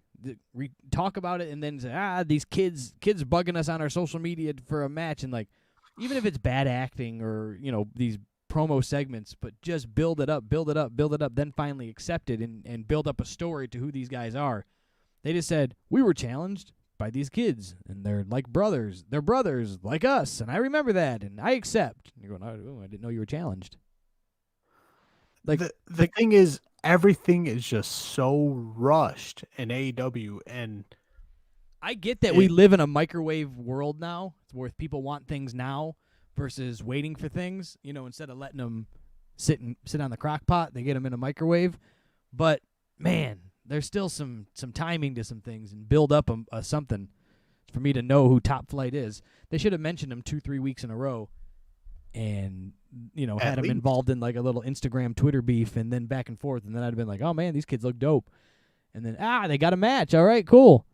But some kids from the West Coast that get in an independent scene, I don't get to watch Pro Wrestling Guerrilla. I don't know what they're doing. They don't share their matches. Cool. I don't know who they are. I didn't. Sorry. I live in Michigan. You got to milk some things. This would have been a great thing to milk. Getting Top Flight up to the upper echelon. Same thing with the Acclaimed. You got to milk some things, because if you're just throwing brand new ideas every single week, bam, bam, bam, you're eventually going to run out of ideas. Shit's going to fizzle out. You got to milk things. Take your time. I'm not saying you got to do a year-long promo build up to a match, but geez, Pete, all I asked for was 2 weeks. You're throwing so much shit at the wall in such a little time. You're just going to end up with a shitty house, a shitty company. All I wanted was 2 or 3 weeks of a promos of getting cut. I didn't even need a super long story of months or anything. Just a couple shows that they could have teased it on and talked about it and then continued on from there and brought him into the company. But I don't know. Or have them run in. Who are these kids? And attack the Young Bucks and just be real dicks. But they're like, excuse me, sir, will you let me wrestle you? Well, yes, I will. Okay, cool. Who cares? Sweet. And then they had TH2, the Hybrid 2, attack them the week that they debuted against the Bucks, Top Flight. And then Top Flight. Then it's done. They don't. Angelico's a singles wrestler now. Yep. He's taking his swoopy haircut and Molly dance up to the top of the ranks and fighting top guys now. That's it. It's a wrap. So we continue on, I guess, and we'll move through this. Yeah, speaking of throwing shit at the wall, we've got Ivelisse and Diamante versus Big Swole and Serena Deeb. I'm going to be honest with you. I 100% zoned out on this. It was on. I was staring at it. I don't recall too much. It did nothing for my attention span. I wanted to watch this match, Brian. I wanted to watch this match because Brian Last over on Jim Cornette's podcast says he watches every Big Swole match because she is the absolute worst worker in the business. Oh. Male or female, she is the absolute drizzling shits, and he has to watch every match she's in because it's so bad. Why so much hate? Oh, she's rough. She can't sell. She can't. She's bad. And she's another one where she's like the number one ranked contender for the women's title right now.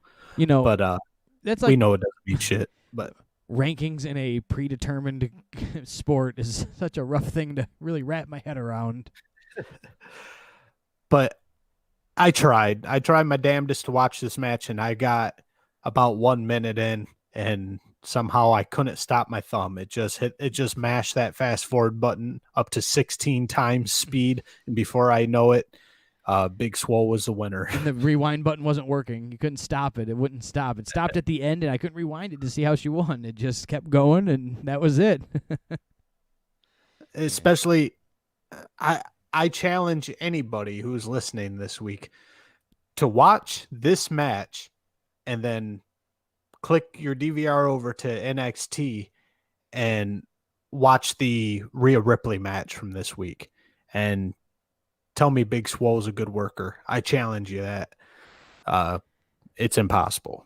But Big Swole and Serena Deeb get the win, and then we end up with a huge women's brawl with Nyla Rose and Vicky Guerrero was out there. Vicky Guerrero and whatnot, and a little shit show, and that was about a wrap on that. Yeah.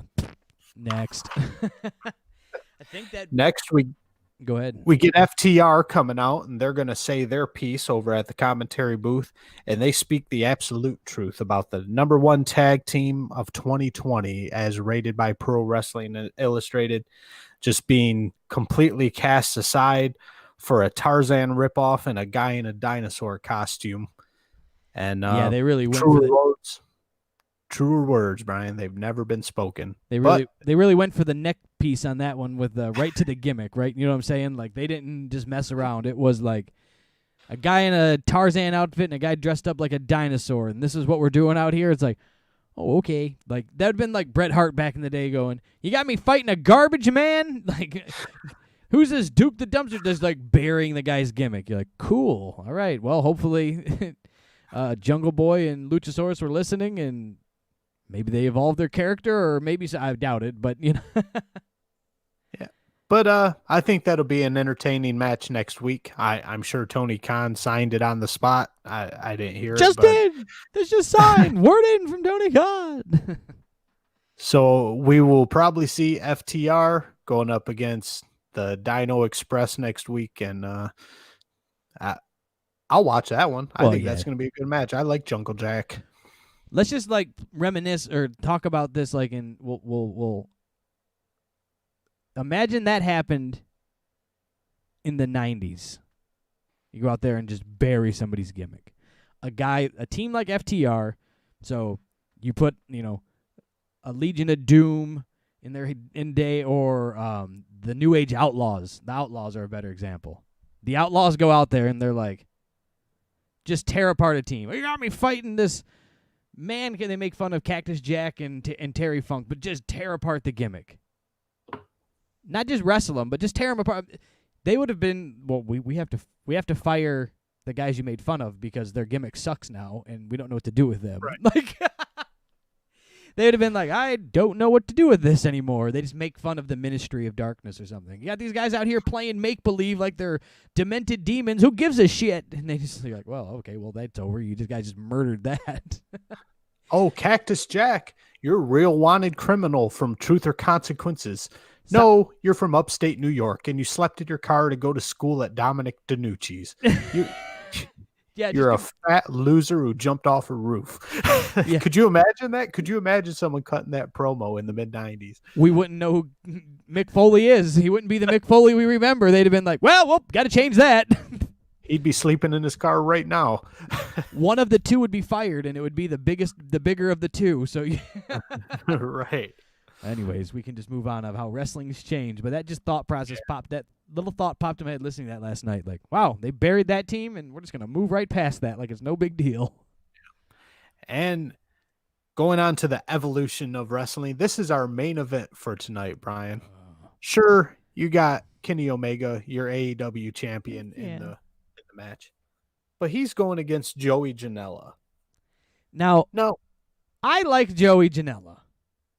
But I think I like Joey as a person, as a character. Unfortunately, his position in wrestling and his position in AEW wrestling, more particularly, is that of a horse's ass. Precisely. Unfortunately for Joey, but, cash that Tony Khan check, and I'm sure he's doing dandy. He's doing all right, but he's put in there to look like an idiot. And that's it. And I'm not saying put the guy over that he needs to be the AEW champion, but he could be in a contention for the TNT champion at some point. Rebuild the character. Maybe not this exact one that we know of now because he's been made to be such the horse's ass.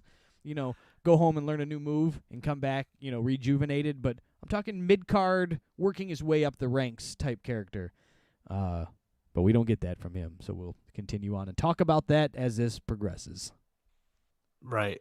And my main note right here, the minute I saw Joey Janela was in the main event, is we have the artist formerly known as Rusev. We've got the artist formerly known as Dean Ambrose. We've got Cody Rhodes. We've got FTR. We've got Lance Archer. And Joey Janela is our main event star tonight. Joey goddamn Nutella. Eddie Kingston would fit great in here because he didn't get his... Because they have similar bodies? No, I'm just saying Eddie Kingston can come in and fight Kenny because Kenny didn't... Because he didn't get to take... He fought John Moxley for it and didn't win it. Like, at least he could get... I want a shot at it. You got these guys that are pretty big draws and names. And unfortunately, the position that Joey's in is not of a good one. So you look at him like a joke. And this match just fit Joey Janela perfectly. Just the drizzling shits. The first two moves in this match are a garbage can shot and a tope suicida. Now, then we get... First, stop just real quick. Did you know going into this match that it was a no DQ match? Hardcore rules, if you will. I didn't know for a fact, but I imagine if Joey was in it, it was going to be hardcore. Well, I knew it was happening, and then finally, obviously you're going, well, it's happening. There's a garbage can, and there's this, and there's that, and they haven't been in the ring for 8 minutes and whatever else. And then Tony Schiavone's like, this is a no disqualification match, and we're going to keep that in mind. And I can't keep it in mind because you just told me for the first time, I believe. Unless I missed it in a fast-forwarding haze to catch up, and they said it, and I went 3 seconds past it, but I didn't blow past a lot of stuff, so I think they just didn't tell us. Well, that's sad on its own that Tony Schiavone, waits to the garbage can shots and waits till they've been outside the ring for 45 seconds. That just shows you that how normal this shit is in AEW. To where, hell, we would still believe that this was a normal rules pinfall or submission match with people getting hit with garbage cans and no consequences. Yeah, I was just going with it. I was like, wow, that's just AEW. They're just going to let bullshit fly. I did like Tony Schiavone kind of just being a dick to Don Callis and telling him to get lost, essentially. I Yeah. thought that was funny. That was great. I don't know. That part was funny to me. And then having Don doing his live commentary, calling the match, and then giving it to Kenny to call while he's doing the match himself, supposedly. Here you go, kid. You can do it all. And really just putting it over. Don Callis can talk, and that's what Kenny needs. That's exactly what Kenny needs, because Kenny cannot talk. Either he just sounds like a nerd in his mom's basement, or he's singing his promos, or he just needs someone who can talk, and Don Callis is the guy to put with him. It fits him like a glove. But this match, as I stated before, the first two moves were a garbage can shot and a tope suicida. Then we get a chair spot where Janela had to wait for Omega to slam his head into the chair. Well, that doesn't do anything to Janela except make him a little tired, because he needs to just sit down in a chair outside the ring, because everybody does that, right? Right. Got to do that. Got to sit down. Just sits down in the chair and waits for Omega to dive onto him. And it was just right off the get-go, man. It was just straight trash. And then, like you mentioned before, you got Omega and Callis doing commentary on hot mics, which I get it. It was kind of assholey thing on Omega's spot to trash talk into a mic. And while this is going on, Omega's smacking Joey Janela around with 10 foil cookie sheets. And yeah, Janela fucks up a spot, ends up jumping off of the top rope, landing directly on Kenny Omega's head, putting it through a table. And that did nothing to Kenny Omega. Let me put my fat ass on top of your head and smash a table. Maybe Omega's just the toughest guy on earth. I don't know. Nah, I don't know. Omega hits the one-winged angel. We all know nobody kicks out of the one-winged angel except for Adam Page, probably 6 months down the road. And that's a rapidy wrap on that. Omega wins. Yeah. Poor Joey Janela. He's just putting a butt spot every time he gets on TV. You just go, well, he's going to get the horse's ass spot, and he's going to get out there and get thrown around, and then to anybody's chagrin, he'll do something dumb because, well, screw it, I'm on TV. Let's have him remember it. And there you go. So hopefully he gets utilized a little better as they move on. I don't think a Jim Cornette will ever like him. Jim Cornette's probably never supposed to like him. I think there's something to it if Jim Cornette doesn't like you as much as Jim Cornette liking you. I think there's something on both sides of that to be complimented about. It's when Jim Cornette doesn't know you, then I think you have a problem. Right. There we go. But I've heard here and there, listening to different podcasts, that nobody really respects Joey Janela as a wrestler. Even the fans just kind of look at him as a horse's ass, and he's got the lowest rated segments on the shows, and we like Joey Janela because we saw Joey Janela wrestling for JCW, and we could interact with him, and he was dating Penelope Ford at that point. So remember how blown away we were when we saw him that summer wrestling at JCW at 4 a.m. at a campground, and we were like, oh, this guy's pretty dope. Cool, whatever. Probably followed him on Instagram. And then we go to All Out that fall, a couple months later. Yes. So we saw that in July or August. Then what? That was like September. So like 2 months later. Yeah, Labor Day weekend. They announced Joey Janela. And we were like, whoa, Joey, But we were like blown away that 10,000 people basically popped for Joey Janela when he came out there and did it. We're like, you guys know who he is? Because he was under our radar. But like that hardcore independent wrestling fan that was all in at All In. Right. That was the stark contrast of seeing him in front of 200 sleeping drunk people taking light bulbs to the forehead. And then 2 months later seeing him, get the hugest pop of 10,000 people that we were all blown away like, whoa, cool. But I think Joey Janela has some talent, and I just hope he gets used better. But I can't defend him. I don't think Tony Khan's listening. Somebody send this to Tony Khan. Clip it and send it. And then to end this part, we get a segment where Pac comes out with Cero Miedo Niero and Ray Phoenix and challenges Kenny Omega that Ray Phoenix never lost in the tournament. Yep. Ray Phoenix is injured. Ray Phoenix never lost, and you need to give him a match. And Kenny says, no. And Don Callis says, listen here, kid. I don't know if you're an EVP, but who are you to come out here and challenge? A wrestler doesn't challenge the champion. A champion, da-da-da-da-da, and cuts a promo. Then Pac says, well, I just talked to Tony Khan, and the match is happening next week or in 2 weeks. I don't remember off the top of my head now. I think it was 2 weeks at the New Year's Eve one. Yeah. So there you go. They're going to give that match Ray Phoenix, and Kenny Omega hated it. He was mad. He stomped his foot and was angry and screaming as they went off TV. You're the champion, dude. Yeah, I don't Ray get it. Phoenix. Ray Phoenix scares you? Nothing against Ray Phoenix. Phoenix. Get in the ring with Lance Armstrong. Fuck. There you go with your Lance Armstrong again, your bicyclist. You ain't getting me this time. Yeah, you get Lance Archer in the ring. Wait till you get, Brian Cage. I don't know, he's huge. Wait till you get John Moxley comes back. Wait till, and you're going to get mad about Ray Phoenix. Rusev. You should just go, well, cool. I'll squash him and move on. He should have been super cocky about it. Should have been the attitude we'll have. Fine, you want him? Whatever.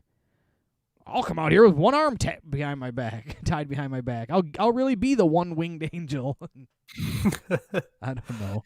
Being goofy now, but why get mad? He oversold it for Ray Phoenix if Kenny's supposed to be the cock of the walk. Supposed to be the head dude, right? And you're supposed to be the champion. You should be like, whatever, I'll fight Ray Phoenix. Bring him down now. Especially the way they've transitioned Omega. He went from probably a month, 2 months ago, basically wearing pajamas to the ring, basketball shorts and a wrinkly t-shirt to cut a promo. And now he's wearing mafia suits and sunglasses and trying to be all slick on his promos and whatnot. He's supposed to be playing a cocky heel, and Ray Phoenix scares him.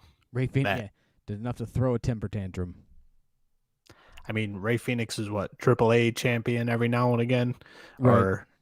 So, who knows? He's a world champion in his own right, but Kenny's the belt collector. We got to remember. He did, and he retained over the weekend in AAA his mega championship that he went down to AAA. I was watching some of the stream. It's hard because they didn't do it in English, so watching that AAA event on YouTube, it was really good wrestling, but watching it in all Spanish was... They make you dizzy after a while. When you don't understand what they're saying, you pick up every 30th word of he said no. So I don't know what they're talking about, so it got a little long. But the Kenny Omega match was at least worth checking out. So he retained that belt. So now he's the AEW and the AAA Mega Champion. So he retains that for being the belt collectors. And he's got a tag team match with the Good Brothers. There's going to be a 6-man. On the next Impact pay-per-view, so he's actually going to be on an Impact pay-per-view. So we shall see if they do what they do with this belt collectors, and if we see some interpromotional belts actually show up at AEW events, or because he didn't wear the AEW title to AAA when he came out. I was like, is he going to have the AEW championship with him and the Mega Championship they call it? He just had his Mega Championship title, so. We shall see if the titles start to cross promotion, which I think would be cool and good for all promotions that are needing the assistance and the help these times. Might as well. Let's definitely give props to AEW on that one for giving exposure to smaller companies. I did like AEW's commercial they ran during Impact when Kenny Omega was on it last week, and they had Tony Schiavone and Tony Khan set up in front of a 1980s AEW. It looked like the old WCW style, cut with a handy cam promo, and he's like, well, we have great talent. They just obviously put over AEW on a commercial run on Impact. And then on top of that, Tony Khan made the comment like, maybe I'll buy Impact. It was funny because you probably could.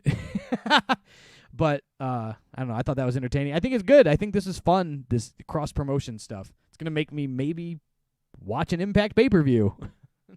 Maybe I'll come up with the $25 and watch it. So stranger things have happened, Brian. yeah, it just makes you want to watch and tune into other things. Maybe get exposed to wrestlers you haven't seen. And if everybody can win, why not? You know, at the end of the day, the fans are entertained. Great. So I think it's good. I think that wraps up our wrestling talk this week, unless you got anything else, Eric, before we get our round of business out the way. I do just want to do a quick rundown on a couple things on NXT. Let's see. Mainly just one. Just one. Our main event on NXT this week was Toni Storm versus Rhea Ripley. This match was phenomenal. This wins match of the week across both promotions. Their wrestling is absolutely solid. We've seen plenty of women wrestle NXT, AEW, WWE, and there's no softer way to put it. But with Toni Storm and Rhea Ripley, they wrestle like straight up guys. The hits are solid. They're not dainty about anything. They're hitting those ropes full force. And this match right here, and I usually won't rant and rave on a women's match. I've said it many a times that they're bathroom breaks for the most part. But one thing, NXT always gets a bad rap for being boring. So the training is better in NXT. The fundamentals are better in NXT. But as far as an entertainment factor, NXT is just straight up boring for the most part. Do you think that is the big thumb coming down and saying, pushing down on them, saying, no, you can't outshine Raw and SmackDown? That is quite the possibility, but Rhea Ripley and Toni Storm absolutely dodged that thumb in this match. Went for it. Because everything was there. What NXT is usually missing was just all in this match. It was just everything had emotion to it, which especially a great example would be Johnny Gargano. Solid worker, great heel, but in his matches, there's no personality. He's just there. He's just doing shit.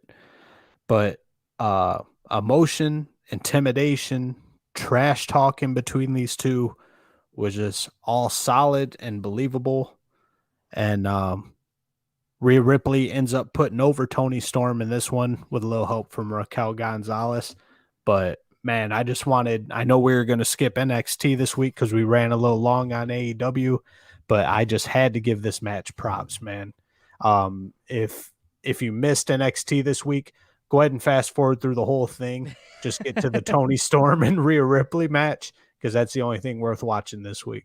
Well, I'm going to have to go back. I did doze off watching it last night. I did not get a chance to catch on everything. I read about it, but I will go back and watch that match because you've sold me over on it now, so I'm going to go back and watch that. So have to check that out. Make sure you guys get on over to Facebook, the KayFabe Smark, Instagram, the KayFabe Smark, TikTok, the KayFabe Smark. I see, if you notice, we got a theme going here all across the board. Social media platforms, the KayFabe Smark. Head on over to audibletrial.com/thekayfabesmark. Get yourself a free audiobook, 30-day free trial. Check out the podcast. Grab yourself a free audiobook. No obligations. You can cancel it. It's free. Keep the book. It's great. And then make sure you guys head on over to YouTube and subscribe. Get in the comments. We go live. Hit the little notification bell. All that fun stuff that all the YouTubers say that we're learning to do and plug. So make sure you do all that and leave a comment. And, man, we just want to talk about wrestling and have some fun. So get involved. We got TLC coming up this week, so we'll be chatting about that next week. Next Thursday is New Year's Eve, Christmas Eve. So we may go either late Christmas Eve or Wednesday. We don't know. So pay attention. We'll get something done next week, though. Hell, let's go ahead. If we record on Christmas Eve, that'll be a fantastic Christmas present for our listeners to open on Christmas morning at noon. They can open up their podcast app and listen to the KayFabe Smark for Christmas. There you go. Gather the family around and listen to the KayFabe Smark. Nonetheless, we're not stopping. No holiday breaks for us. We'll get it in one way or another. Make sure you guys get to all that social media. Get in the YouTube and join us live. And we're going to get the chat going.